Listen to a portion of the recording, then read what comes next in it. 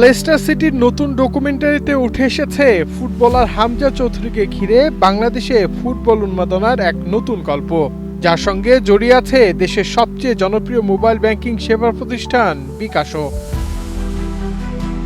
ভারতের বিপক্ষে ম্যাচের আগে হামজাকে অনুপ্রেরণা দিতে জাতীয় স্টেডিয়ামের পাশে টাঙানো হয়েছিল বিকাশের ১৫০ ফুটের বিশাল বিলবোর্ড, যার ওজন ছিল ১,০০০ কেজিরও বেশি।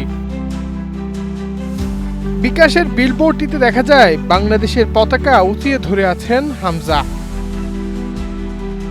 হোটেলে ফিরে হামজা মোবাইল থেকে ছবি দেখিয়ে তার সতীর্থকে বলেন, তুমি কি স্টেডিয়ামের পাশে বিল্ডিং জুড়ে থাকা বিলবোর্ডটা দেখেছো? গতকাল রাতে ট্রেনিং করতে গিয়ে দেখলাম, এটা সত্যিই বিশাল।